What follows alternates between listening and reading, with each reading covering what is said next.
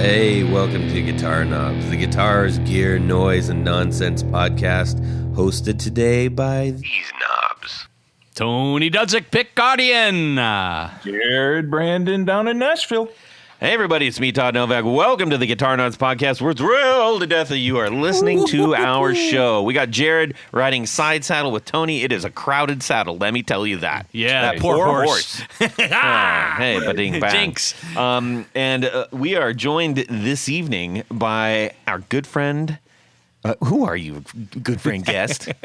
Oh, I'm Ken Haas from Reverend Guitars. Yes, finally. Reverend Guitars is on the show. We're really excited about this. It's sort of like, well, about dang time, and we got it going. So you never asked. We're happy. We're happy about this. So we are going to talk all about Reverend. Yep. And we're going to learn some. We got a little history lesson of sorts. We're going to find out about the what makes them so special. Yes. And reasons why you should, kind of give a crap about them. Yes. Yeah. Buy at least one or two. Indeed. I like that. I got mine. We are also going to hear, probably a few things from Jared along the way that, may make you scratch your head or not. Hey, for the record, I've had multiple requests, more Jared on the show. It's not me. Just so you guys know, I didn't put like a barrier, like police tape for him. Pox upon you. Yes. No, we love Jared. He's just a I will busy try guy. to make more shows, everybody. Yay. That was the Rocky and Bullwinkle yay. All right. First of all, we just have a couple of quick announcements. Oh, wait. Before we do that, Ken, where can people go check out all the things that you have to offer? Oh, ReverendGuitars.com, Tony, of course. Perfect. Yeah. And then also on Instagrams and all that business, you'll find it. Instagrams and Facebooks and TikToks and X's and tweets and all of that mess. Who's it's and what's it's galore. Yeah. All right. So quick announcement. We have our last book from Julien Bitton. Ooh. The Les Paul, 70 years. We're Les giving that Paul. one away. Actually, by the time you hear this, it will be given away. Yes. To Mr. Michael Furman. Oh. Yes, executive producer. Congratulations. So, yeah, very happy to give him this book. And the only thing that's better about giving away this book is what's next, because we've got several. What's next? Several. What's next? Pedals from OCE. OCE. Yep. He said, I really want you guys to get these in the hands of your supporters. And we could not be happier about that. So I love it. That's coming up, everybody. Only to our Patreon supporters. I should say that. Yes. We don't just leave them on Asterisk the corners or anything like that. Also, that's it. Wow. Just double checking. I mean, the big buildup, and that's it. Yes. Yay. And by the way, I do want to thank Ken because we might have been waiting quite a long time for him to get on because I accidentally said West Coast time on the invite. Oh, nice. And he said, are you sure? Yes. I've done crazier things. Yeah.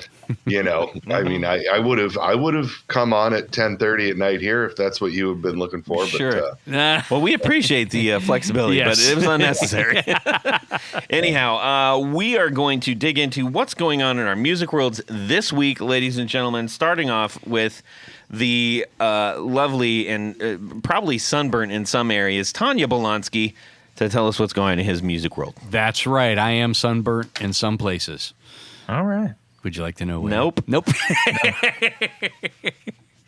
Well, this week, so I've always been a fan of Wayne Kramer, and I was so sad to see him pass not too long ago. Yeah. MC5, for those who aren't aware of Wayne. Kick out the jams. Yeah.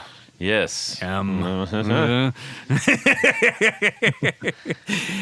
I always loved his the flag guitar, his white Strat that he painted with red stripes and a blue pickguard Star Spangled. a Star Spangled. And our friend Mark Chatfield put me onto this. I don't know how they're doing it, but there are at least 5 or 6 sellers on eBay selling Wayne Kramer Strats, Chinese Wayne Kramer Strats. Mm-hmm. And Mark bought one because he's playing with Grand Funk Railroad, Mm-hmm. and of course, American Band is the big song. Sure. And his predecessor always had a red, white, and blue guitar, so he didn't want to go out and spend the several $1,000s for an official Wayne Kramer for just one song. So he ordered one and got it in about a week, and he said, for what I'm doing with this, it's perfect. That's great. So he forwarded me the information, and I bought one. Of course you did. And what was even better, the guy said there was an option to make an offer on it. So I made a lowball offer, thinking he's not going to take it, and so I ended up getting it for $215, shipped from China. Jeez, Oh my God, dude. And the guy sent me photos of it. It looks pretty damn good in the photos. Uh-huh. And if it's the same quality as Mark's, I think it's going to be great. What if it's one of those like replicas that stand up on your desk? Well, there is that possibility, Okay. I guess. That would not be worth $215. But anyhow, so that should be actually it just cleared customs today in New York. I just ordered it last week, so I should know probably by the end of this week what it is or what it's like. Isn't that weird? They sent it to New York. It's closer here. Well, no, they have to send it across. They either go to the West Coast or they go to the East Coast. Why don't they just go north to south? Anyways, all right. Let's see. I'm not done yet. Oh, sorry. I was going to say, tell Mark I said hi. He's a I good guy. will. Yeah, Mark's bought- a great guy. I bought a really, really cool Fender Katana from him at Cowtown Guitars in Vegas Yeah. 25 years ago. And then I sold him an East Sider baritone to use when he was touring with Bob. Bob Seger, yeah. Seger. Yeah, I've known Mark for a very, very long time. He's a great guy. Yeah, he really is. And He was This a business is fantastic really guest, small, too. isn't it? How small is It this is. business? So It's weird. tiny. Yeah. Yep. Yeah. We need to get him back on. Yeah, well, we At probably some point. will. At Maybe some when he point. gets a break from the road. Yeah. But anyhow, so I did a little bit of a deep dive on Wayne Kramer Strat, and for those who don't know, his original guitar is nowhere to be found. The original flag guitar. It's somewhere to be found, just nobody knows. Well, here's the deal. Oh. So he sold it many in the 70s, and his normal response is, "What happened to your guitar?" And he said, "It went in a hole in my arm." Oh. And so he tried to sell this thing long after MC5 broke up. But he took it to a dealer, and the dealer said, now this is the 1970s, "Ugh, well, you painted it red, white, and blue. I can't sell that. Maybe if you paint it, I'll buy it from you." Oh. So if you're up in Michigan Yes. and you see It's incognito. it is, he painted it purple metallic. Okay. Jared, do you have it? If I had the chance to buy it, yeah, No, You have a purple metallic guitar. I do. but anyhow, so if you find a purple metallic Strat that has a humbucker in the middle position, it might be the one. All right. So Everybody go look at Reverb immediately. Ken's already doing it. I can hear him. He's like, yeah. I gotta go, guys. So that's kind of a neat story. Yeah. So I'll give you a full rundown once it's here and once I replace all the parts. Now DHgate, who's listening, is going to start making a bunch of metallic purple. Yeah, they'll take the ones that they painted the flags and then spray everything purple now. Exactly. Ken, what's going on in your music world this week? Okay.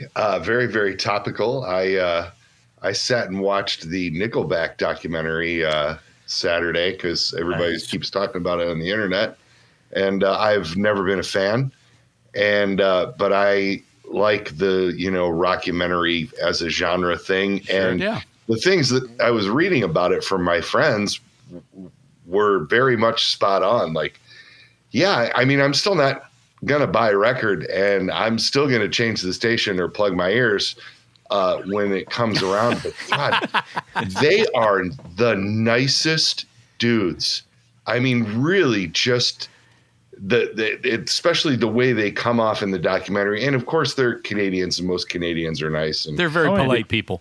And they showed clips of them, when they were getting started playing covers, and they were playing Tragically Hip covers. So right out of the gate, I was like, oh, there, Canada. Of course they were, right? I think that's like a law. I think if you start a garage band in Canada, you have to play Three Pistols and blow at high dough. But it was interesting. And I thought it was very, very interesting how a couple of the guys really got their feelings hurt by all the backlash and stuff. And it was really funny watching them all talk about it. So that was what went on in my musical world this weekend. Very weird. Oh, that's cool. I watch a lot of documentaries as well. It's fun to see sometimes the stories behind the stories. And in fact, I was on a Squeeze, the band Squeeze kick for a while, and I stumbled at somebody on YouTube had posted I guess it was on VH1 where they tried to get bands back together. Yeah. And they went around and tracked down all the guys, and it turned out no, they didn't get back together. Yeah. They were such a cerebral band. I think that would be like difficult, and everybody was kind of like playing at a very, very high level in that band. And but they did after that episode that was on VH1 was on. I saw them open. They opened for Elvis Costello here in town. Did they really? Yeah, it wasn't like Jules Holland didn't go back, but the two guitar players and I think the original bass player.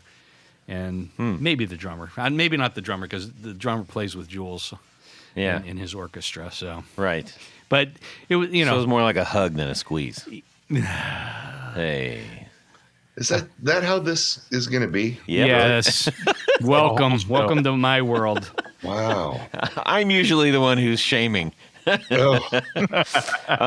Anyways, okay, well, that's cool. Thanks. Yeah.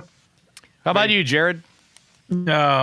Yeah, I have sold a lot of my collection. Really? In the past month. Thanks for telling us. What the heck? Well, I'm trying to get top dollar, and if I sell it to all my friends, then it wouldn't even be worth buying the shit to begin with, right? I guess so. But I still have my Reverend. And I still have the Silvertone that I got. Love that. That was cool. That was like a Daphne blue kind of. I can't remember the color name, but it was blue 6-shooter, right? Well, yeah, the 6-shooter and the what color is that, Ken? That either. Sort of 6-gun. We call it Chronic Blue. Chronic Blue. Got it. Blue. Yeah. But yeah, like I got rid of a lot of vintage Gibsons and sold my Klon, my actual Klon pedal. Just a lot of I know where that went. Prize possessions, type of things, and that's worth at least 272 horsepower. Right? Yeah. One tank of gas. Yeah, I did a little car switchy there, and some of that money helped that, but no, I mean, I got to invest in the future as well. So I've just been really busy selling things off and just making this back room in the house a lot more breathable. And so what, do you get a shotgun and blow some holes in the wall? No, that's what Ken was talking about. Come on, pick it up, buddy. Did you get a drill gun and drill holes in the wall? All right. Yeah. No. So I'm a little not down, but I think I just feel more relieved than anything else. Interesting. Of not having so many amps and cabinets and. Did you get rid of the oranges? Yes, I don't have really. Yeah, a lot of stuff. Wow. All my vintage Marshalls I don't have any more Marshalls. They're gone. How about you got rid of all your PVs? I sold my 62 SG. I loved that guitar, but it was the right time to sell it. Yeah. Wow. Everything. Holy moly. Yeah. I actually did very well with that one. I can imagine. Yeah. So, but I What do you I have feel buyer's good. remorse about? You got to have a little bit. Seller's remorse. Seller's remorse? Not really. No, I meant thought the maybe thing that I you would, bought. but- well, my wife was getting on me about insuring everything, and I had so much stuff, and I thought, well, it falls under the house, right? But I'm not going to get near as what it's worth. So I may as well just sell it, just take the cash and just All right. invest in Yeah. other ways. And that opens the door to get new things. Yes. Yeah, and invest better, and that's what I did as well. So, there's a handful of different ways to insure all that stuff, and but it is worth doing for those of us with large collections. I have like a personal property rider that I have all of my gear listed by serial number and a value that sometimes that I purchased it at, but then I tick those values up as I see what's going on out there in the marketplace and resubmit that list to my insurance agent every year. And so that it's always current, and I am paying for insurance on the market value of the stuff. So nobody's going to, you know what I mean? So it's agreed upon up front what we're insuring it for, you see? Right. Yeah. And which does, it was work to do it. But then once you do it, and especially now in this day and age, this is really exciting in guitar conversation, by the way, insurance. But especially now in this day and age, when you can have a living document, like a Google document or something that can be updated so quickly and kept on file at places, everybody should do it. And at least as an addendum to their homeowner's insurance, because, Yeah. Yeah, and that's the one thing. Many homeowners policies have a cap on things, extra riders and things like that. I think my agent recommended going with a company that actually specializes in musical instruments as a standalone. Interesting. So, but yeah, smart idea though. No matter what, even if you have a smaller collection, if you only absolutely. Yeah, I still have stuff that belonged to my dad that will definitely be that is insured and will continue to be. So yeah, that's a good point to bring up, Ken. Yeah.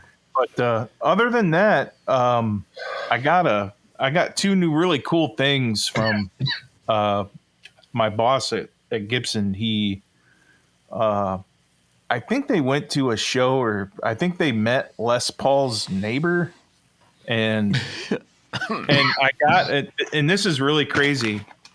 He gave us a bag of shielded wire, like the 2-conductor wire on pickups, and it belonged to Les Paul, and it's totally his handwriting, but it's just a bunch of lead wire. Huh, and the funny thing about it is, I know it's from him, but you tell anybody else out there, and they're not going to believe you. Yeah. Care. But I just think it's cool. That is cool. That's and really... I thought it was really nice of them to think of me, and I think I'm the only one in the company that really cared that it was. That's cool. You gotta frame that. What was his neighbor going through his trash can or what? No, his neighbor. I don't know, but he actually came up with a lot of stuff, and he just takes the stuff with him around on tour. I find it interesting that you're going on tour talking about your neighbor for money.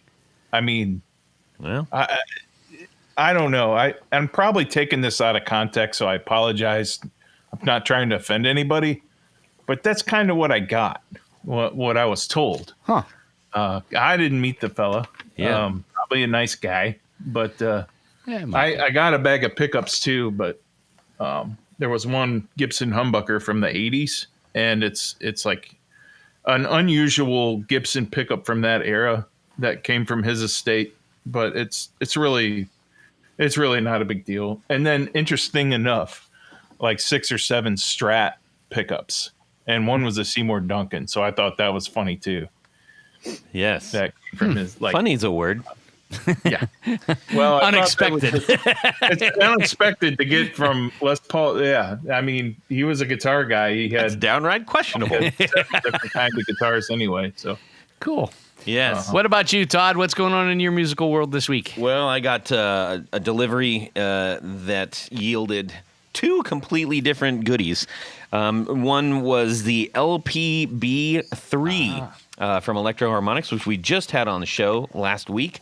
And it was great talking with those guys. We will definitely have them on again.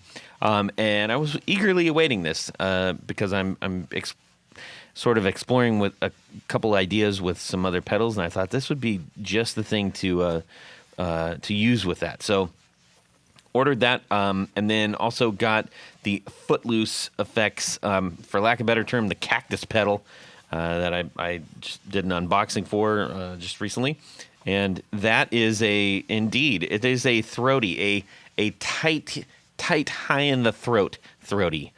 It's like I told Tony, I said, it's like if you get like a really rich, woody, like Chardonnay and you take a gulp really quick. And it's like, I guess. I mean, I don't really go in for that, but yeah, it's cool. It's a cool sound. Well, yeah, I'm going to check it out. Yeah, indeed. So that was it's always fun to get, like walk up after work and you're like, work day, traffic, blah, blah, blah, pedals, wee. So always a good day. Yeah. Anyways, we are going to motor forward here because, when you get pedals like this, Tony. Yes, Todd. Fortunately, I've got a little box. In that little box is all kinds of different size Tour Gear Designs patch cables. You know what's interesting, Todd? What? One of these pedals has side jacks, and the other has top jacks. Perfect. And based on where that side and the size of the pedal, I would opt for the 4-inch S-shaped cable, not the 3-inch one. Not the C-shaped. Not the C-shaped, the S-shaped, because it goes in from the side into the top without twisting and bending the cables. That are going to cause them damage over time and stuff. It just hurts their feelings. It does. And fortunately, those are at a very low profile in all ways that you can imagine a profile. And they're super affordable. Yes, they are. If that sounds good to you, and it should, then go over to Tour Gear Designs patch cables. Order up a bunch. Get them in your car. Why don't you go to tourgeardesigns.com? Yes. Go get your patch cables at tourgeardesigns.com. And once you get your cart all full, you're going to find a little coupon. What do you put in that coupon code? The Guitar Knobs, all lowercase, all one word. How much do you save? 15%. 15%. There's no excuse not to do that. Go over there. We thank the Tour Gear fellas for sponsoring our 4 on the Floor. Jared? Let me get a little bit of this. 1, 2, 1, 2, 3. 4 on the floor. Alrighty. Ken Haas from Reverend Guitars. What is your 4 on the floor? Oh, this is good. So I play in 3 bands, and I don't do a lot of jamming, but I do a lot of demo videos for Reverend, and so I have multiple pedal boards. And I have favorites for sure. So in both the Polka Floyd show and Jay Navarro and the Traders, I do a lot of very, very heavy high gain lead work here and there. Obviously, if you're doing Gilmore stuff, you do that, but it's also a tone I go for. And my favorite is the JHS Sweet Tea, and it has the Moonshine. It's actually a combination of 2 JHS pedals, the Moonshine and the Angry Charlie. And the Moonshine is sort of like a milder overdrive, like natural sounding amp distortion, tube screamer-esque overdrive. But the thing about it that's unique is there is a blend control that you can set the pedal to do the overdrive that you're looking for, and then you can dial in clean tone to happen at the same time. And so I do a lot of staccato, palm muted, staccato picking with slapback delay. And to be able to have that clean sound in there makes that happen. So that even the low gain part of the pedal is magic. And then the high gain side of the Sweet Tea, the Angry Charlie, is just crushing. Lots of mids, not too compressed so that when you go to take leads, it always jumps through the mix. I just think it's the perfect distortion and overdrive pedal. And I usually follow that up with a Wonder boost pedal, Wonder Oneder. Yes, we've had him on our show. You know Nick's a good dude. Yes. And he's the Reverend Guitars used to work with his band, the Swellers. I've known Nick forever and a day. Oh, cool. And his brother, and they're good Michigan people. We have a very long relationship with him. But he did these little boost pedals that kind of look like Wonder Bread They're loaf. so cool. They're so cool. And that pedal has made it onto two of my band's boards. And then do you have the one with the Wonder Bread paint job? Yes. Oh, of course. And then in all three bands, I have a MXR carbon copy for that slapback delay I was talking about. Yep. I'm a huge fan of slapback delay. With the Polka Floyd band, I keep the chorus mod turned on all the time. And with the other bands, I play in this Americana band called the Zimmerman Twins, which Jared's seen. And because we used to, anyways, he's from this area. And the Twins, I do like this sort of Americana thing, and I place a lot of major scale solos and stuff, and that slapback delay always sounds great. And it also sounds great in the ska music and the Polka Floyd thing. It's just all around, it's a great pedal. And then I'm going to throw you a curveball for number 4. I've been doing the Polka Floyd band for 18 years now. And the entire time I've been doing that band and before, in the late 90s, I bought a Line 6 DL4 when they were new. Oh, that's the green one, right? Yeah. The green one. I have been dragging that pedal to gigs for over 25 years. That's incredible. And it still works. I use it. I don't use it in the Traders and I don't use it in the Zimmerman Twins, but I always use it in Polka Floyd. I run a stereo rig with 2 car amplifiers, sometimes 2 Elmodos, but sometimes I use an Elmodo and a lower wattage one like a Viceroy or a Rambler or something. And the stereo outs of the DL4 when we're playing on a festival stage, and I can hard pan the amps left and right for Run Like Hell and echoes and all those things, makes playing that material a lot of fun. Yeah.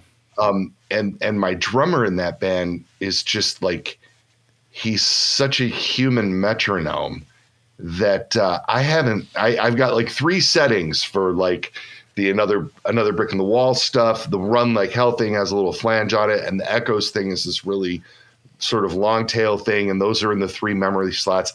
I probably haven't touched the tap tempo in 5 years, and he starts some of the songs. He's just such a rock, you know. But yeah, that pedal, I keep doing this band, and I don't know what I would replace that with. I've gotten so accustomed to it. So yeah, well, when the pedal breaks, I guess the band stops. Yeah, that's right. Then we're out. I have a Strymon delay that I use in the ska band that I can also do stereo outs of, but it's super tweakable, but I would have to tweak that more on the fly to do, the Pink Floyd thing. So yeah, cool. Cool. That's a great pedal board. Yeah. Did you ever try out the Keeley? Was it the Dark Star? Dark Side. Dark Side. Yeah, Dark Side. That was like all Pink Floyd sounds in a box. I remember seeing it, and no. But I love Robert. Here's a really funny story. Mm-hmm. My family comes from Michigan's Upper Peninsula, and actually the Keweenaw Peninsula of Michigan's Upper Peninsula, which is this little peninsula that sticks out up into Lake Superior. It's about 10 and a half hours from the Detroit area, all in one state. Is that the big lake they call Gitchagumi? Yeah, that's the one. And my family has had farm property up there since the late 1800s, and I spent summers there with my family. And it turns out that Keeley is from that same little town. You're kidding. Whoa. A town of 750 people. Oh, wow. Oh my gosh. Isn't that weird? Super. Well, When we discovered that, we were like, he's from, my family's from Calumet and he's from Laurium, and the Calumet and Laurium are on other sides of the highway. Anyways, I love Bob, and I've had a whole bunch of his pedals. And I get people that give me like Pink Floyd stuff or sell me Pink Floyd stuff or have me try whatever. And I've been doing this band for so long, and like my stuff is just like, I haven't touched those pedal boards in years. If you look at them, they are gnarly, you know? And I'm so dialed in with the stuff that I use that I rarely change anything, you know? Favorite reverb is probably the Earthquake or Afterneath still. I'll dig into that a little bit, like on Shine On You Crazy Diamond and stuff.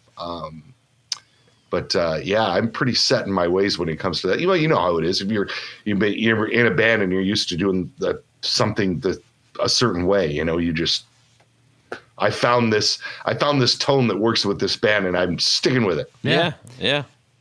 Well, and the more you do that, you tend to not get caught up or have anxiety about, am I hitting this? Does this sound right? Does it sound good? Where is this on my board right now? Wait, but that used to be where my overdrive is. Now I'm lost. Like, you can get really kind of messed up if you're in the throes of things. If you shuffle around too much. But well, that's cool. Yeah, indeed. Yeah. Very, very cool. Thank you for sharing all that. Yeah. Now, for the main attraction, Ken is now going to perform a 20-minute monologue. Yeah. The Reverend monologues. You laugh all you want to. I've given these presentations at colleges and stuff. You don't want to get me started. Yeah. Yes. I have a tendency. I like now to answer questions. It's easier for me if I answer questions. That way, I don't go too hard down a path. So yeah, there you go. I can get behind that. Well, why don't we start with kind of the early days of Reverend. Okay. Reverend was started by Joe Naylor, and Joe still is involved with the company, right? Ken, I think you can go get a drink and take a break or whatever. I'll just filibuster for the next 20 minutes. I'm 100% good. So Naylor went to in brief. He's a graphic designer and an engineer. He studied at Western Michigan University, and then he became fascinated with the electric guitar there. And so after he graduated with his bachelor's, he went to Roberto Van and did Lutherie, and then came back and opened up a repair shop in the Detroit area, fixing and modding vintage guitars for local musicians, and very quickly got a great reputation. Had a small shop, bought and sold some vintage. Somewhere along the way, he started Naylor Amplification. He and a local guy put together the actual circuit that became the Super Drive 60. And Joe did that for a few years. He was just a little bit ahead of the boutique amp curve. Yeah. Like Matchless and Bad Cat were around, kind of. But people weren't really getting big bucks for hand-wired stuff yet. And the company wasn't, it's funny, as revered as those amps are now, and especially the original versions that Joe, when Joe was a part of it, bring thousands and thousands of dollars now. And at the time, they couldn't get what they needed to get out of them to keep the company going. Right. Is the easy term. And so Joe left before it all went to shit, as they say. And unfortunately, when he did that, he left his name on the faceplate. And the amps have existed without him in various forms for close to 30 years now. And he was working at a small store not really a small store, a good-sized store in Detroit's East Side doing repairs. And he had the idea for the original Reverend models. And he patented them, and it was the idea of how he could build a guitar with no paint, in the construction of the instrument. And so he basically, in their heyday, what ended up happening is the factory that builds our guitars in Korea right now, Mir Music, was doing the necks, and the factory that builds our pickups over there, Wave Products, which is very closely associated with Mir, was doing the pickups, and the necks and the pickups would come here, and Joe would make the bodies. Mm-hmm. And they were a very interesting, very non-traditional body construction. Yeah, kind of based on like Dan Electro's style. I mean, basically, kind of, except the body edges on the Danos are tape. Yeah, and the body edges on the original Reverends is a one-piece mold-injected plastic ring. Ah, that's right. He invested a lot of money in having the mold made to do those rings, and then we had a lot of automotive manufacturing that did a lot of plastics around the Detroit, southeast Michigan, northwest Ohio area, and so he would have them shoot this mold with this very specific sort of polystyrene blend, and he was really particular about it. You know, they had to be perfect. And then the tops and the backs were a phenolic type material, basically like a countertop type material that's mostly wood with a thin layer of plastic over the top of it. He did a center block of white limba, and then they were bolt-on maple necks, and they were really, really cool. Again, I think he was a little ahead of the curve or a little behind it, one of the two, because when these guitars were happening, they have a very specific audience. Yep. And I am generalizing, because at my core, I believe that any guitar can be used for anything. You know, I mean, I see people play the most amazing jazz on tellies, and I've seen people play the most amazing metal on 335s and all of that stuff. I mean, there's no rules, right? But in general, these guitars just weren't really bright enough for country, and they weren't really tight or compressed enough for rock. They were blues guy instruments, and he was marketing them to blues guys. And it was during the, the heyday of the original of, Henry's Custom Shop, Jared, and the Fender Custom Shop just exploding, and the PRS brand just exploding. And the idea that, in the late 90s, all of a sudden, spending $3-4 grand on a guitar, which now, of course, that's through the roof. But I mean, people were really warming up to the idea that they could go to, this custom shop and get this super high-end instrument. And Joe was trying to make these pro level guitars that sounded great, and they looked kind of like the Danos, but then you picked them up and they felt real familiar if you've ever played a bolt-on neck guitar, and I always wondered to this day if we'd have charged $3 grand for them if we'd have sold more. But Joe wanted, he wanted them to be affordable, and we had this weird guy in Ohio making our pick guards for a long time. Yeah, what a weirdo. Well, no, that's not entirely true. So I think you were in customer service at the time at Reverend? Probably. I started doing trade shows. Yes. And going to all the NAMM shows and all the guitar shows with Joe in 99. Yep. And helping him with artist sales. So I would go to concerts, and I did the pummeling and the calling of, plus I played, so I knew people like tour managers and things, and I tried to help him sell them for years. Eventually I got good enough at that he hired me full time as a sales director. Gotcha. So at the time I had a Reverend Spy, which was basically, they're all the same body style, but this one had 3 lipstick pickups in it. Mm-hmm. And I loved that guitar at the time. I don't have it anymore. I wish I did, but I had contacted you guys because I think I was just getting started in the pickguard business, and I was really the original things that I started making pickguards for, Rickenbacker, Reverends, DeArmonds, were all guitars that I thought were really cool and deserved, in some cases an upgrade. Sometimes people just want to change pickups or they want to change the materials and that sort of thing. So I had contacted you, and I said, can I buy your templates?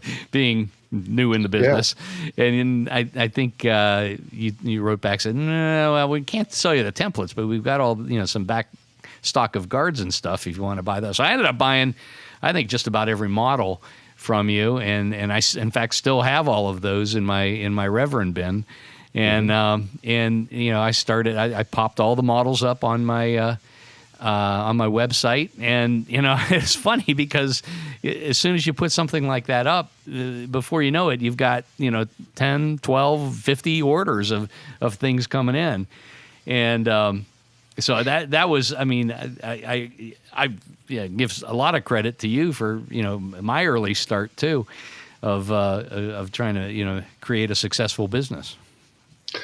We still send a lot of business your way. I mean, things are done. Oh yeah. Skipping over a lot of the middle part. Things are obviously done a little bit differently now. Naylor still designs all the guitars, and I'm often asked about the demise of those models. So in the 30-second or less answer, as cool as they were at the time, we just couldn't give them away. And Joe really wanted to continue making guitars, and he had a bunch of designs for a bunch of instruments that were more traditional, wood-bodied guitars, and he wanted to hold them. He wanted to really realize them and see, how these designs would come across. Designs like the Club King, of course, and the Jetstream, and the Warhawk with the ridge and all those things. And so we went to the factory that was doing the necks, and we had some prototype guitars made. And I'll never forget him. I wasn't working for him full time yet when those prototypes came in, and he called me at this small business that I owned here in Toledo. And he's like, I got this guitar made in Korea. I'm sending it to you. I want you to do some gigs with it and call me back. And I was like, dude, I was bummed because I liked those guitars, and I had been using them for years, and we were friends, and and so I was not as receptive to it as I should have been in my good old fashioned American way. And I got this guitar, and it just blew me away. And it was like everything, it turns out his neck and his pickups on a solid, mahogany body then, or what became like the Carina thing down the road, was just the thing. Like I got it instantly. And when we introduced the new lines, we offered this stuff concurrently for a little while. And at one point we went for a 3 or 4 month stretch without taking an order for the old ones. And so that was, and the mold that we used to make that plastic rim had moved to its 4th factory as the places that did that kind of work around here kept closing. And so the amount of money it would have taken to resurrect that mold for a product that we were no longer selling, it just rendered them obsolete. So, and we still use that factory mirror to do all of our work now. And this is why I want to bring Tony, this is why I want to bring you sort of back into this. So a few years ago, we sent you some templates for a bunch of the pick guards we were doing now. Yep. And I'm all good for talking about this. All right. And you started getting some orders, and then you would fill those orders, and the guards wouldn't fit exactly. Because it was a 50-50 chance. Yeah, right. And some screw holes were out of place and things of that nature. And I was as flummoxed by that as you were until a few years ago. Joe and I and Penny and Joe's wife, Kristen, actually went to Korea for the first time. We had been doing business with Mir Music and Mr. Cho and Mr. Lee for for 20 years. And over 20 years, if you start thinking about the hardware and stuff. And we get there, and the factory is shocking. It's like walking into a time machine. There's no CNC machines. So if you wonder why the pick guards don't always line up perfectly, Each workstation has its own set of templates, I'm guessing. My God, yeah. And everything is done on pin routers, and all the body contours are done by hand. And it was like when you look at video, of the Fender factory in the 50s or 60s, exactly. or even the, going up to Heritage or whatever. It's like that. But isn't that kind of cool? I mean, just to have something. It answered a question for me, because I think that, and listen, I'm not here to I love guitars. Ask Jared how many Ibanez's I own. Oh yeah. I just like guitars. I like guitars in general. But then there's this thing that I go through where I'll see something from a competitor, and being a competitor's guitar, it doesn't scare me or whatever. I don't care. I have Fenders. I'll pick one up, and it'll just be it'll just feel plasticky or something. It'll feel stiff. It'll feel, mass produced. And our guitars they're production instruments. I mean, we do about 400 to 550 guitars a month, which is a lot of guitars. But they're, because of the way that they're made, I think they have this vintage vibe because of the way they're constructed. Now, the flip side of that is I also have a lot of the same finish issues and consistency issues that those factories had 60 years ago. I get sometimes we get the neck pockets get a little bit squirrely, or the pick guards don't line up 100% from one to the other, or there'll be some rough spots, on a binding edge or something. And then you go and I see all these humans building guitars, compared to a modern guitar factory with CNC machines replicating the same thing over and over again to absolute perfection, and then you put a half an inch of clear coat on it and buff it to a shine and all the guitars are the same. And I get that. And I think that there's a place for that. And I'm not even necessarily saying that's bad, because the QC on, my first guitar was a Kramer that I paid $175 for, that would never once played a chord in tune, and you can buy $200 guitars now. You were just talking about this Wayne Kramer thing. Mm-hmm. You can buy these $200 guitars now, and they play. Yeah. And so there's a lot of advantages to where that technology has come. It's amazing. But I think it's the thing that still sets us apart. It's weird, and it's hard to market. It's a hard thing for me to go out in the world and talk about particularly. And I'm more or less just recently decided to go down this road with people, which is why I'm going down this road with you guys, because I know you guys.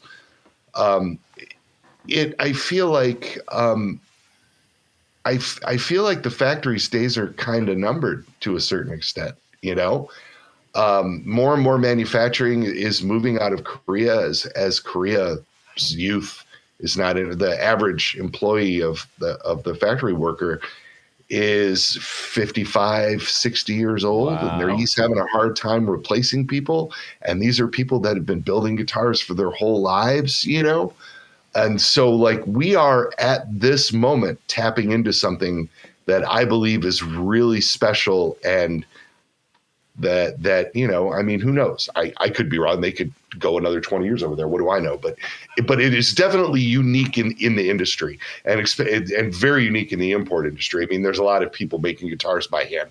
I know that, of course, but I mean, to see it done in such an old school way is very strange. The next time I see you, Tony, I took a lot of pictures. I'm happy to share them with you. Yeah. And all those pictures are all over my social media, my personal social media. If anybody wants to follow me, you can see all that stuff.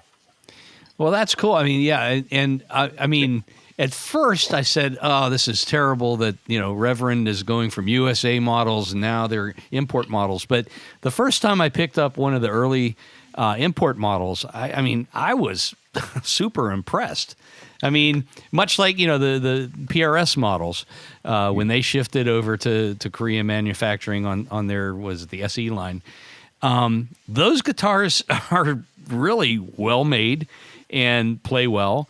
And it was amazing, and I'm so happy that when we look at your website now, I mean, I don't know how many different models that you have, but it's an enormous amount. The official answer is too many. Somebody's got to keep track of all those boxes. Oh my God. Yeah, I was in a band a long time ago, and this older gentleman had these two reverends, and I'd never heard a reverend before up to that point. And this is back in like 2008 or something. And that's when I first learned about it. And then later on, I met Ken at a guitar show in Texas, and I got to see for the first time. I mean, it was a really nice spread down at the Dallas Guitar Show. Mm-hmm. And then I saw Ken at a family wedding, and I'm like, wait a minute, I know that guy. I know him from wait, that's Ken. Reverend is that my family? And they're friends with my cousins. Yeah, him and his wife are friends with my cousins. So that got me pulled towards Reverend a little more. And so I bought my first Reverend from Ken, and I love it to death. And I've never heard anything bad said about, as a consumer and as a fan, I've never heard anything bad about Reverend. And as far as being made in Korea, like if you didn't tell anybody that, I don't think anybody would guess. As a consumer, as a customer, not knowing the story. Right. But so I'll forever be a fan of Reverend, especially because I know Ken. In today's marketplace, it's largely irrelevant. There's there's a section of the population that is very, very concerned about that. But nobody under 40 gives a shit. And nobody in the rest, I mean, I travel a lot, and I sell guitars all over the world. We do really, really well in the UK and in the EU and Australia. And we sell guitars in Japan. We sell guitars back to Korea, which is amazing. In all of these other places on the planet, having a guitar that's made in Korea doesn't hold any. It's like, they make great guitars in Korea. Why wouldn't you? Mm-hmm. It's an interesting thing. And Korea, in all fairness, too. I mean, there's a lot of history of this in this industry, and there's a lot of importing history. And it's all fascinating. And Korea, of course, had a bad reputation for a minute because of Samick and Cord. And they had a large factory over there, and they had huge labor problems as they were trying to do something there that the Korean culture was moving away from. As I indicated before, the culture moves away from factory type jobs. Samick got a really, really bad reputation for how they treated their people. And so that put like a blight on Korean manufacturing for a minute that, the rest of the manufacturers there, Mir and SPG and World Music and stuff, had to overcome. And so that's all very interesting. We sort of base our business model, to be honest, over with the way that Hoshino did things in the 70s when they first started seriously marketing Ibanez in the U.S. They brought all the guitars into north of Philly there in Bensalem, PA, and they brought people here to set up the guitars. And if you walked into a guitar store in the late 70s here in the U.S. and the Fenders and Gibsons are hanging on the walls and the Ibanezes are right up there with them, or the Ibanez, as I like to refer to them, and they look. They were starting to stray from their straight copy stuff and do the cool Iceman or the Model 2663, and it was some of that stuff was gaining popularity with Bob Weir and the Artist Models, of course, and Steve Miller with the Iceman in the early days. And Ibanez spent a good amount of time and really focused on setting those guitars up perfectly once they got here. So if you walked into a music store with representing all the different brands, they wanted to be the best playing guitar in the store, and we follow suit. My shop here in Toledo, I feed 14 families out of this shop, and my techs set up every single guitar that goes across the bench, and and so we know when they leave here they play perfectly, and that's the most important thing to me, is that they're mechanically sound. I make guitars that are designed for people to take to the stage, to play in bands, and to use. I love the fact that people collect them. Don't get me wrong. I think that's incredible. But what we are thinking about with our price range and staying right smack in the mid price range is having the guitars actually being used. And so we tend to pay a little bit more attention to the mechanical side of things. We use a very thin finish on the guitars, so sometimes you can see wood grain through opaque finishes because we keep a really thin coat of sealer and a really thin coat of clear coat on the instruments so that they resonate beautifully. And to me, that is more important than putting a half an inch of clear coat on a guitar and polishing it flat to perfection and then having something that feels choked, and these are all things we think about. And somebody will ask me, I got this guitar and boy, I can really, I can see this and that, and be like, yeah, that's by design. That's not, I don't consider that to be an issue because we're getting the end result that we're looking for. Nice. What do you think of all that crap? That's nice. That's nice. See, I've talked about this before, but I'm excited. I mean, I can't believe I get to do this. Yeah. Can we talk about that? How you? It's like an alcoholic owning a bar. So can we talk about how you went from sales manager to or sales director to owner? Yeah. So it was I worked for a small business in sales, and I did a lot of on the road sales for a long time. And then I started my own small automotive business here in the Toledo area. And I had a business partner that, being involved with this guy, I learned everything not to do about being in a small business. It was the greatest education that I've ever had. And then eventually I had to close that business, and that was really hard. And I was very fortunate to be able to go from that to working for Joe as his sales director. And so I had some of this, I taught myself how to do my own books when I ran the business. And I think that's hard. I'm not a college educated fella either. But there's a lot to be learned there. And Reverend, when we launched the line of guitars, when we launched what we used to refer to them as the Stage King series, but the Club Kings, the Chargers, the Jetstreams, the Warhawks, we did really, really well 2006, 2007, and for the first 9 months of 2008. And we had, Joe was the company was growing. It was very exciting. It was an exciting time for Joe because those old guitars had a lot of fits and starts and good years and bad years and this and that. And now it was on this upward trajectory, and we felt really, really good about it. And then we weren't doing any big box stores or any of that stuff. We were doing just indie stores, dealer only thing. And when that economic thing happened in 2008, the economic crash. Yes, that thing. It was people don't. I have a hard time telling younger people how bad it was. It was devastating. Absolutely devastating. And it was completely devastating in a way, completely different from the COVID stuff. It was really bizarre. And about 25 to 30% of our dealers went out of business. Wow. Because we dealt with so many small startup music stores who couldn't get the big brands. And so they were selling our stuff, and they were doing such a great job with us, And when their customer base started to shrivel up, it was hard. And it hit us really bad. We were just starting to really do something with it. And it just kicked Joe's ass.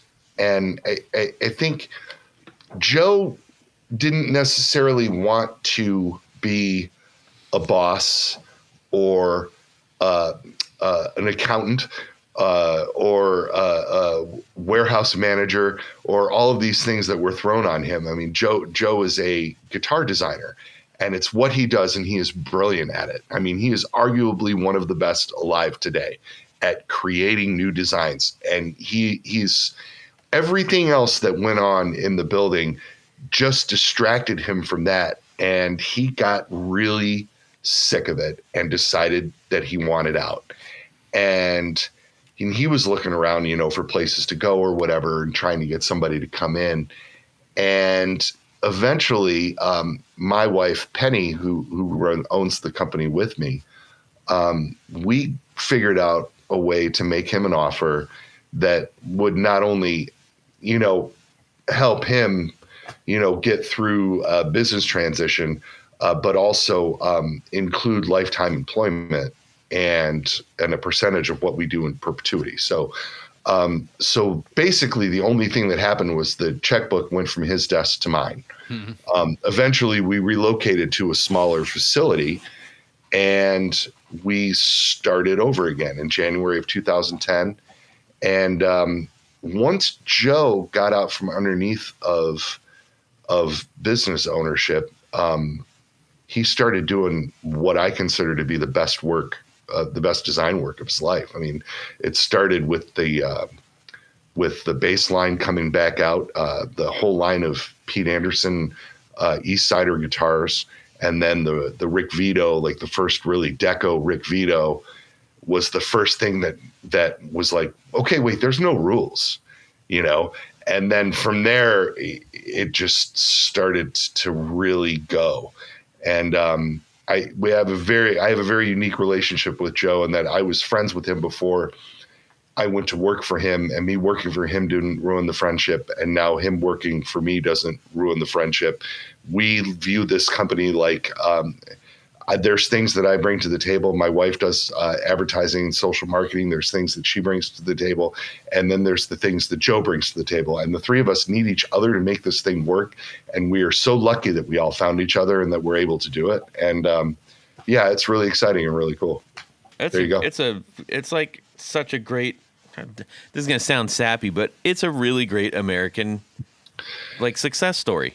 No, we are a family-owned company in a world of giant corporate behemoths and other guitar companies that are owned by other giant corporate behemoths, and it's weird what we're, it's weird what we've been able to accomplish. And I think I mean, again, I feel so fortunate, but I wouldn't be here if it weren't for Joe. He's the guy that,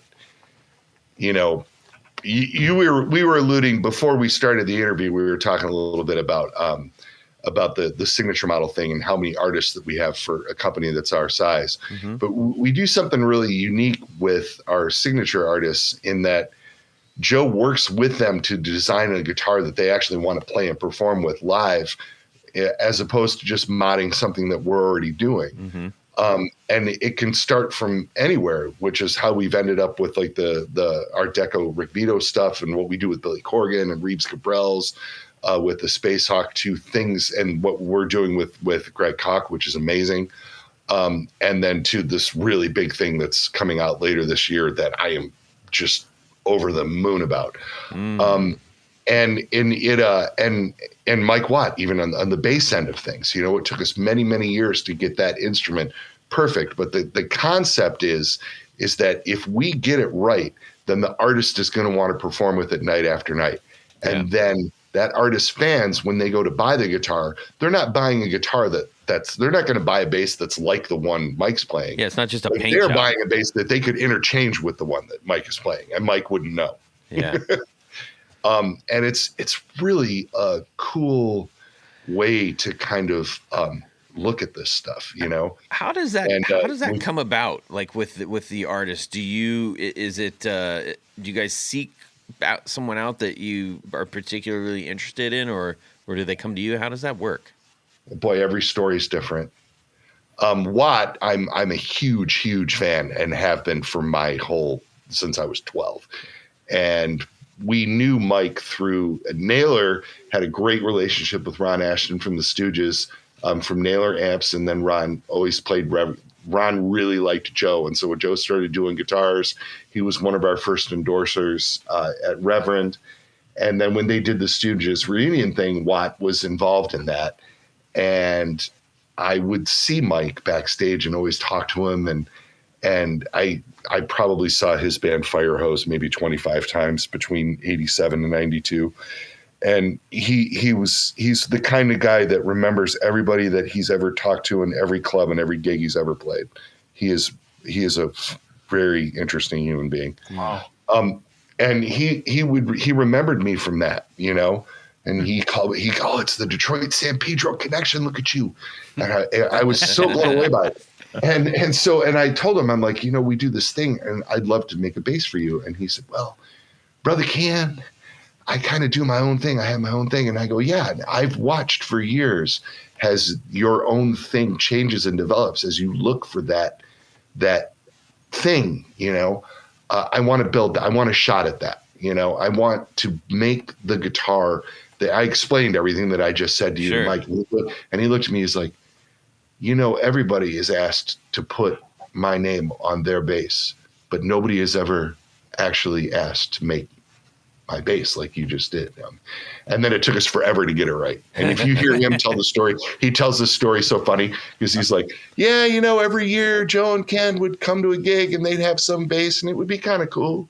And I could see they were trying real hard. And that's how it felt too. It's like, and I kept telling Naylor, like, don't give up. We can get this. And one day we showed up at a gig with a bass and he didn't even plug it in. He sat down at the bar and played it unplugged. He's like, this is it. Can we do that? And then he had like a list of 3 or 4 things, like minor modifications that he wanted done to it. Can we have an inline headstock instead of a 2+2? Can we do this, that? Yeah, man, we can do all that. And then once we got it close, it came together real quick. And the Corgan thing was the same way. We knew somebody who knew Corgan in the 90s, and Joe built him a couple of guitars in the 90s for when he was touring Oceania. Mm-hmm. And he took those guitars with him on subsequent tours because Billy's the kind of guy that will go back and play the guitar that he played on that record thing, you know? Yeah. And then we ended up doing guitars for Nicole Fiorentino, or bass for Nicole Fiorentino, who was playing in the Smashing Pumpkins. And she ended up getting a couple basses from us, and we ended up being in a lot of Pumpkin shows. And then one day, Billy just came to me and he said, I really like Jeff Schroeder's guitar. Nicole's basses are great. Tell Joe Naylor if he ever wants to work with me, I'd be open to it. And I was like, yeah, you kidding me? Yeah, of course, you know. And, you know, like I said, a lot of this stuff is also who you friends of friends. Sure. We became pretty good friends with Audley Freed when he was in the Black Crowes. Mm-hmm. And Audley and Reeves Gabrels lived in the same neighborhood in Nashville and got to be really close to one another. And one day Audley brought Reeves to our booth at the NAMM show. And that's how we met Reeves. And that's turned into a multi-signature model. And then, of course, he got the gig with The Cure, which has been great for all of us. And yeah, so it's every story is a little bit different. And sometimes it's like, yeah, I really want to work with that guy. Let's see what we can do. And a lot of times it's just, I saw so-and-so playing with your stuff. I want to try one, you know? I sold a bass to John Connie a couple of weeks ago. Like, how cool is that? He's a Watt fan, so he wanted one. Beautiful. So awesome. It is awesome. Yeah, and so the word spreads, right? Audley Freed is the salt of the earth. I am fortunate enough to have met him a few times. He's so nice. He's so nice. Yeah. Hey, Ken, I think one of the things that I remember when checking out Billy's guitars and stuff early on when we were like his model came out and everything. I think that's the first time that I saw or was aware of the rail hammer. Yeah. Can you enlighten us on the, that's a big deal. I have one of those. They're awesome. Yeah. So that was one of the things that when Joe, it was an idea that Joe had in the back of his mind in the 2000s that he never really had time to realize. And then when left to his own devices, he started to put this thing together. And the concept is there's blades under the wound strings, under the 3 low strings of a 6-string electric guitar, the E, the A, and the D. And then there's oversized pull pieces that balance the blades under the plain strings. And so the blades thing on the low strings, if you think, I think what started the original concept was high gain stuff. And if you listen to somebody like Dimebag, R.I.P., like the blades take a thinner slice of the magnetic field that's being created around the string. And so you get this real natural tight compression. Am I right, Jared? Jared's a pickup guy.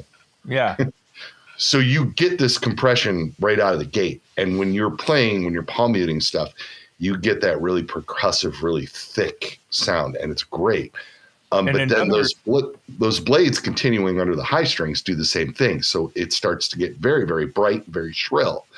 And so Joe wanted to tame that brightness by only using the blades on half the pickup. And it worked. And then he soon discovered by playing around with it that he had made a humbucker with more string-to-string note clarity than anything he had ever heard before.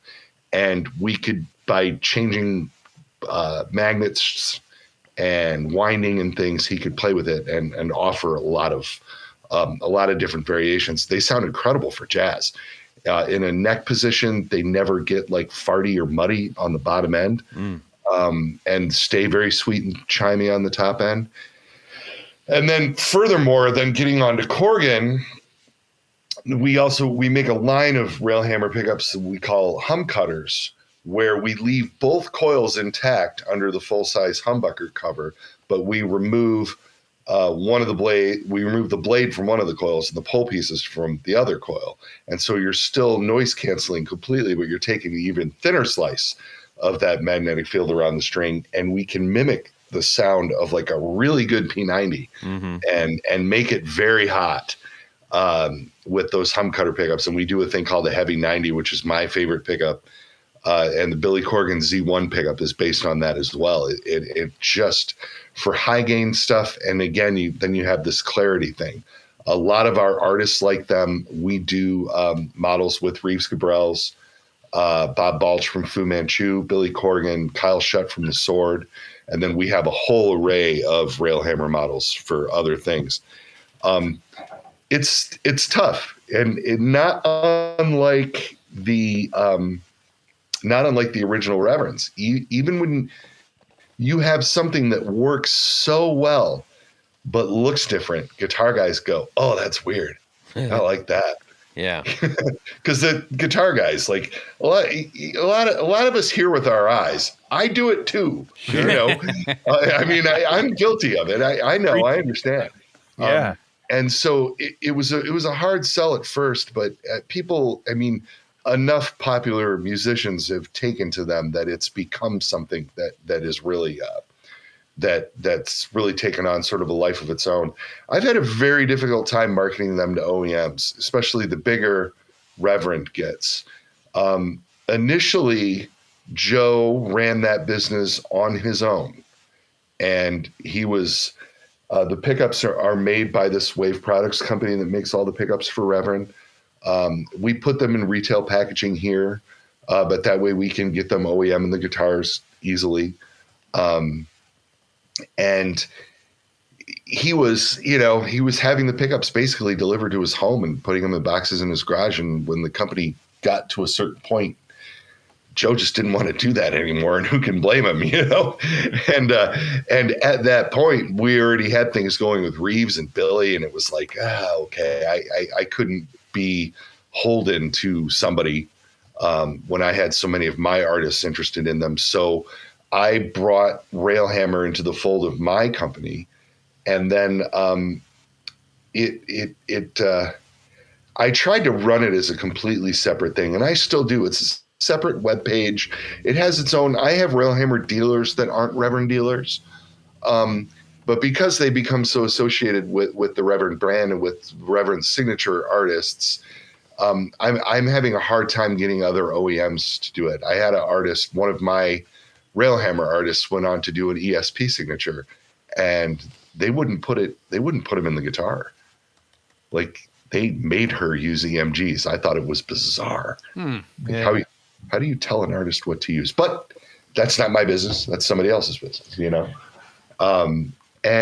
So all that being said, the Railhammer thing kind of has a life of its own, and I enjoy doing that every bit as much as I enjoy doing the stuff that we're doing now. And we're doing some funky stuff with the Railhammer pickups too. We're having a hell of a good time with it. What I love about them myself is as a pickup guy by trade. The rails themselves, what I love the most about it is when you're plucking those wound strings, those are much larger strings and they oscillate a lot wider than the small strings do. So there's nothing missed in between the poles. Yeah. So that's probably, and then the smaller strings, they don't vibrate as much. So there's more concentration on those. But yeah, I'm a big Railhammer fan. I really like that design. So I'm really glad you touched on those.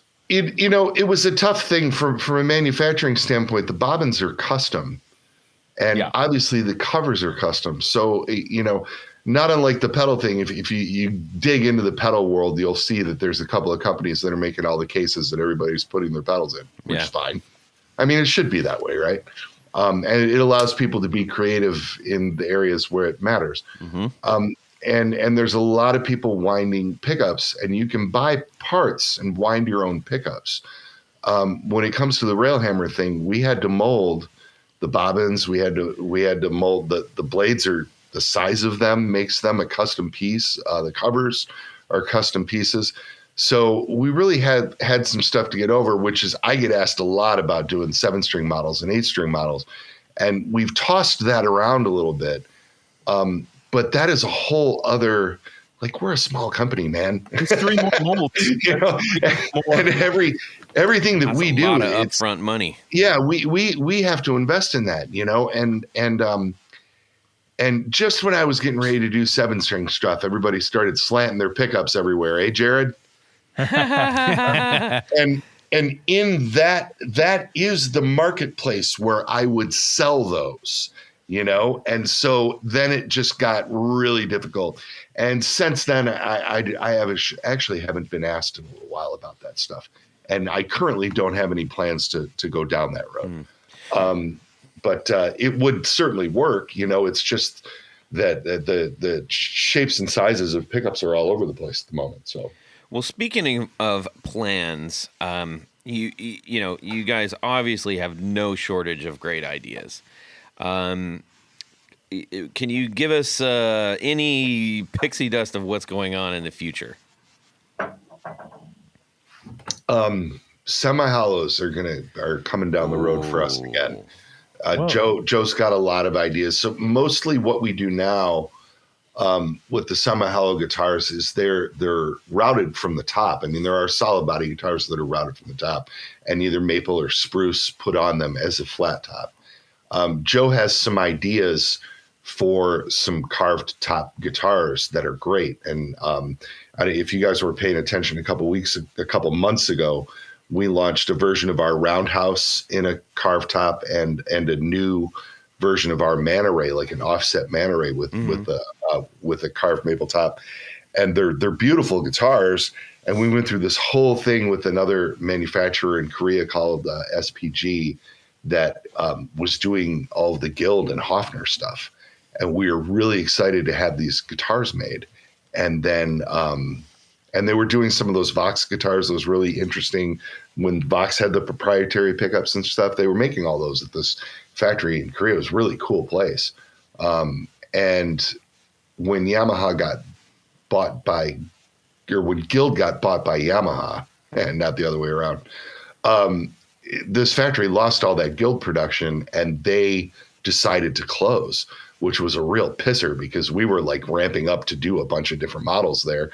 And we ended up getting some done. I made 25 each, 25 roundhouses and 25 manta rays. I had them built before they closed down. And they were all bought by this dealer in West Virginia called Specialty Traders, who was selling them all as an exclusive, which is kind of funny, pretty wild, pretty neat for him and for me, for him to have an exclusive product, that nobody else does, and for me to sell them all to one guy.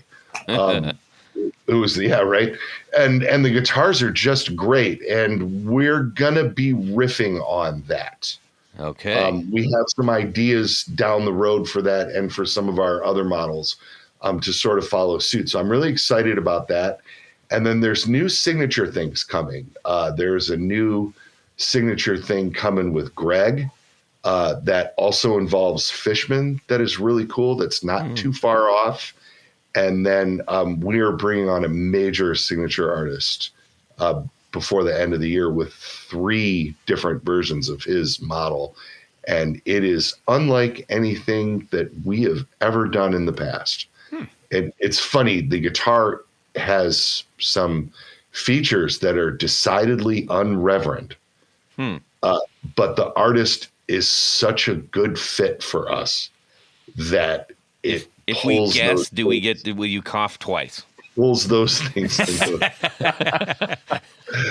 And I'm being funny about it, but a lot of people if people who are going to listen to this, they already know what I'm talking about because he is actively gigging with them. So they're all over the internet. And people send me pictures of them all the time. And I pretend I don't know what it is because, I'm an ass. I mean, we gotta play it up a little bit, but it is very, very cool. That's really good. That's good news. Good news. Well, Ken, this has been extremely enlightening. I'm so glad we had you on. And I'm quite sure this won't be the first time.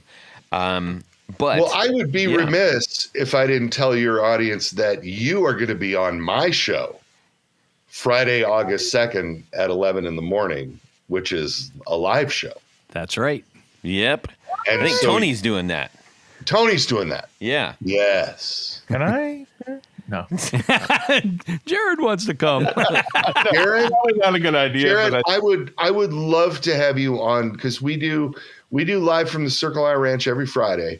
Every Friday at 11. Then I'm in town. I travel quite a bit between the bands and the company, obviously. But if I'm there on Friday at 11, we built this beautiful studio to capture bands that are playing Reverends on tour as they're coming. I've seen it. I've seen your show. Yeah. I catch a show once in a while, and sorry about the dogs. And it's beautiful. It's pretty cool. Yeah, check out the Circle R sessions on YouTube to see what we're doing with the live bands. I'll share with you guys a kind of a cool thing we have coming up that we haven't announced yet. A couple months ago, we had the legendary Rick Vito in our studio with the Cock Marshall Trio as his backing band. And it's really good stuff. A bunch of new songs off of Rick's new record, Cadillac Man, and of course Greg's band. I mean Greg's son, Dylan, the mighty Dylan Cock, and the mighty Toby Lee Marshall on the organ, and these guys are amazing. And fellow talls, yeah, they're tall folks too, man. Oh yeah, really, really fun to have him in there with Rick. So those live sessions I'll be hitting over the summer at some point.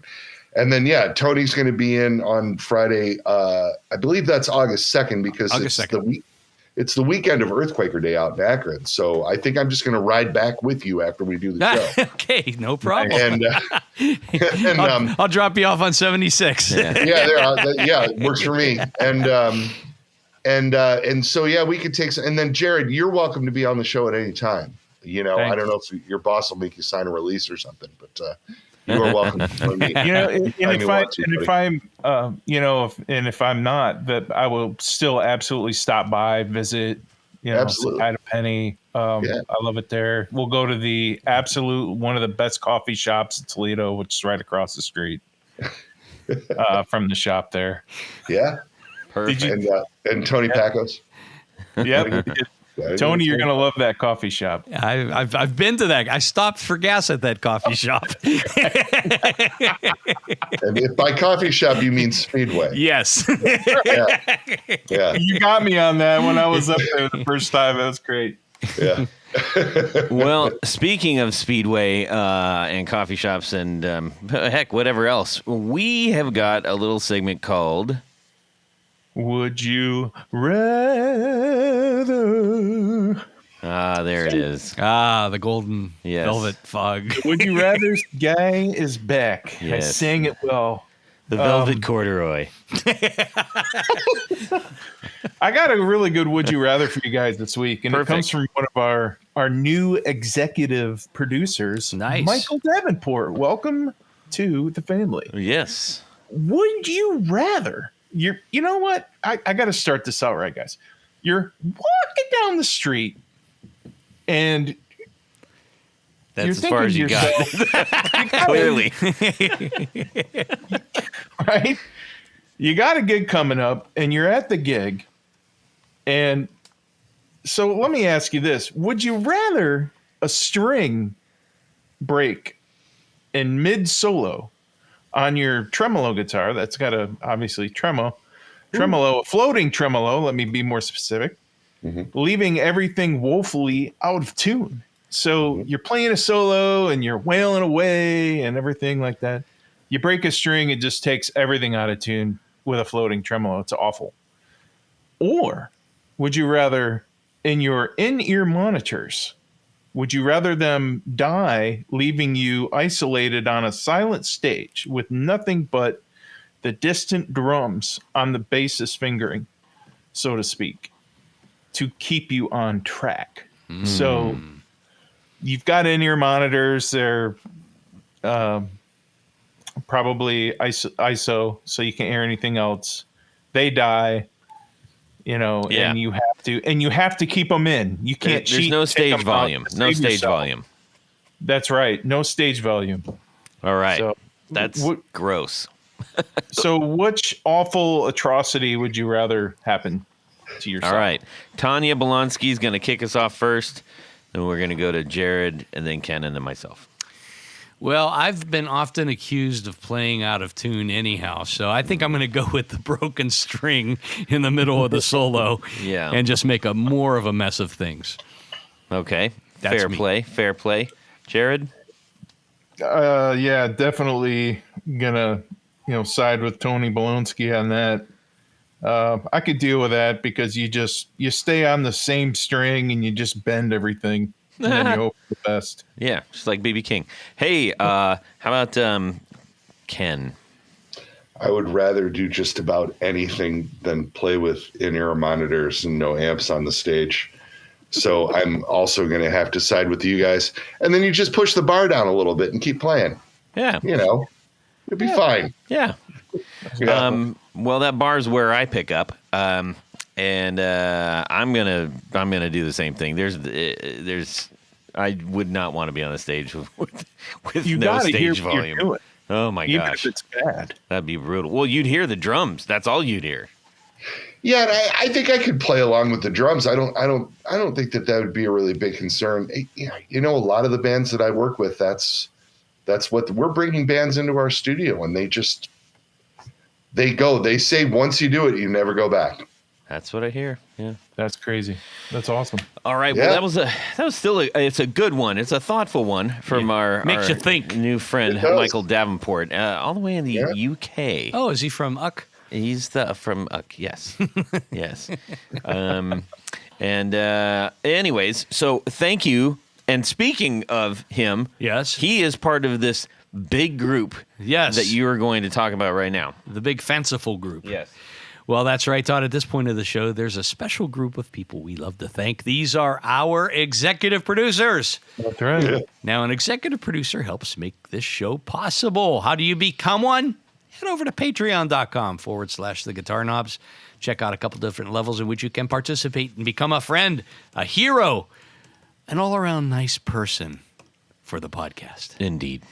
Each level comes with some very nice thank you gifts and opportunities to win great prize giveaways. Like the pedals we're going to be giving away. Like and the books we just and gave all away. the And stuff. all the other stuff we just gave away. But as an executive producer, there's one thing more, Mr. Brandon. What would that be? Well, you get to have your name read on the thing. Your name read on the thing. So that's what I'm going to do right now. So special thanks to these executive producers: John Sebastian, Trevor Ellenberg, Cameron Pampas, James Bell, Michael Furman, Eric Hemmer, Brett Hogarth, Gregory Randall, Don Kloss, Ralph Gottschalk from Wonderful Audio Technology. What? Rusty Sneeden, Vader and Pedals, John Halverson, Rick Calhoun, Trevor Gunberg, Elad Mizrahi, Richard Kendall, James Pennington, James White, Justin Jones, John Esterly from Rare Buzz Effects, Anthony Lathrop, Stefan Lamb, Michael Senchuk, Ken Sayers, Darren Gregory, Tom Barazin, and yes, welcome aboard, Michael Davenport. Yay. Yeah. But wait, there's more. Because we have another special group of executive producers. We call them our Grand Poobahs. These are the creme de la creme, the top of the heap, the A number ones. And they have a fez to wear upon their head. So special thanks to these Grand Poobahs. Adam Johnson, Anthony Gemolero, Billy Spitfire Unlimited, Bob Crouch, Brian Robison, Cody Foster, David Kaminga, David Tyndall, Enrico Fernando, Fox Hill Studio, Hex Matos, Jack Cadian, James Pennington, John Williams, Jonathan Jerusik, LSJ Music Company, Matt Hart, Michael Van Zant, Michio Murakishi, Moon Guitars, Paul Von Eppinger, Sam Jett, Steve Keys, Tyler Casey Rhines, Zach Oswald from Brandon Wound Pickups. That's right. And Pedro Vasquez. Thank you. Indeed. And in addition to, the fine gifts and everything, we try to have as many of our Grand Poobahs as we can on the show because they clearly are vested in this as well. Not everybody wants to do it. That's everybody's prerogative. But for those that do, we look forward to that. And we'll be having some of them upcoming in the future. I'm going to be working them in as we go moving forward from now. Nice. So great stories, I'm sure, to come. So, Ken, where can people go to check out the things that you make? ReverendGuitars.com, of course. You can check out all the contributors from our extensive dealer network around the globe. So there's lots of videos and fun stuff to be seen at Wildwood, Sweetwater, Andertons, all the usual suspects. Also, our YouTube channel has loads of demos and replays of all of our Friday shows. And then, everybody should listen to this broadcast a good 3 or 4 times. Indeed. Enough to be quizzed. You're also out at quite a few shows too. I think. Yeah, that's I do the Dallas International Guitar Festival. Jared was alluding to that. Jimmy Wallace's show. I go to Reverend has had a presence at Jimmy's show every show since 1998. Wow. And I go to the Philly Guitar Show in the fall every year. This year we went to the Asheville, North Carolina show for the first time in March, which is a show that's put together by the people that do the Philly show. I'll be doing that every year. I really enjoyed it. And I got to hang out with Will Ray for the first time in 20 years. And I love Will. That was very cool. So yeah, I'm taking it to the streets as much as I can. We will be at Earthquaker Day this year, August 3rd. Reverend will be there displaying, and my band, Jay Navarro and the Traders, will also be performing there that afternoon. Cool. And we are going to be sponsoring the Ohio is for Lovers Festival outside of Cincinnati in September, which is put together by one of our Reverend bands, Hawthorne Heights. And Reverend signature artists, Hot Mulligan, are one of the headliners that weekend. So I will also be down there with stuff. And going to be a busy year. Yeah, awesome, man. And I got to say, I appreciate that you guys do that because you're one of the few actual brands that are semi-mass to the people that are at so many shows, and I think that's really cool. Yeah, no, I love it. And Jared knows too because he does it too. I buy, sell, and trade my own personal stuff. I like guitars and amps and stuff, man. I was at a music store and antique mall up in the UP up there in Michigan, where my family's from, and I just a few weeks ago bought a one-owner 1974 Silverface Vibrolex reverb. Oh, wow. There it is. And it's just cool. I don't know. And the price was very right. And it still has its original RCAs in it. Wow. Nice. Yeah, I don't know. I can't help it. Like you, Jared, one day I'm going to wake up and I'm going to be like, oh my God, I have to sell something. I know. Yeah. But not yet. Yeah. Today is not the day. No. Yeah. But it's fun for me to go to those shows because, I can take things, vintage things if I want to move them and then, get different cool things or whatever. Yeah. But dangerous, but fun. For sure. So, yeah. Tony, Cool, where can people find you? Just head over to pickguardian.com. Check out some of the things that I do, which is custom pick guards. And if there's something in particular you're trying to do, change out colors, change out pickups, whatever, shoot me an email. Let me know what you're trying to do. I'll probably have some good advice for you. Make your guitar even more yours. There you go. There you go. Now we're talking. Jared? Any fans here that want to chat with me about gear, find me jared.allen.brandon on Instagram. There you go. You can shoot me a DM on Instagram at Guitar Knobs, and we would love to hear from you. Please share your would you rathers, what you like about the show, what you hate about the show. Make fun of Tony, or do whatever. Throw rocks at me. Don't care. We just want to connect with you. That's what it comes down to. That's what makes this show special for us. So we're looking forward to that. Also, give a listen to the Valentinos next time you're driving around for some good old-fashioned white-knuckling rock and roll. Yeah. And a big, ginormous thank you to Ken and to Reverend for being on the show and for making such great stuff. Thank you, man. Thanks for all the kind words, dude. I appreciate it. You bet. Well, we'll hear more from Ken in the future, I'm quite sure, and you will definitely hear more from us in the next episode. In the meantime, have a fantastic Guitar Week and subscribe! Yeah. You do realize that your dog is Canadian. Am I coming in too hot? Test. Is this better? Test. How does that make you feel, Tony? I feel good about that. When you make a perfect peanut butter and jelly sandwich and the peanut butter and the jelly is all spread even, and then you cut it down diagonally, and then you have a cold glass of milk to wash it all down. That's my. You remember Peachy folders? Peachy folders? You never seen Peachy folders? I don't know what you mean. What? Yes, you did. I don't know what you mean. I think I'm skeptical about readopting that. Yeah, I think you could. I mean, I have Peachies from my childhood that have all of that stuff written all over it. Like the guy's running and the guy behind the guy with the baton. Oh.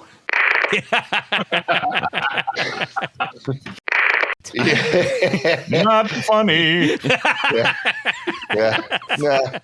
We're good. I actually the Muffy. Guitar player. Yeah, Duffy. Duffy. Duff. Yeah, Muffy with an M. Muffy Duff. Muffy Duff. Duffy Muff. Scruff. Right, easy. Do you do peanut butter on one side and then on the other piece of bread you put the jam, right? I do. Okay. That way it's easier to spread both. That's for my wife, who insists, no, you put peanut butter on both sides and then you put the jam in the middle. Oh, like, no. What on earth? Who taught you to do Terrible that? idea. How do you get the jam in the middle? I don't know. And by the way, it doesn't stay there. And you know what you end up with? You end up with peanut butter in the jam because you have to spread the jam over peanut butter. It's ridiculous. It's unacceptable. Can't do it. Yes. Yeah. What? Want to get a T-bone steak or anything? Or? Tomahawk steak. 2 tomahawk steaks. One for each hand. Is that the last thing I talked about?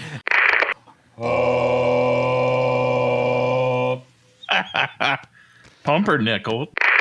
Those were called peachy. Yeah, and see down here, this guy would be going like, run faster, you blank. And it's like, stupid blank. And this guy's going, blank, blank, you. And this guy's like, everybody. Are you blank? And it's like, oh, shut up. Oh, Jesus.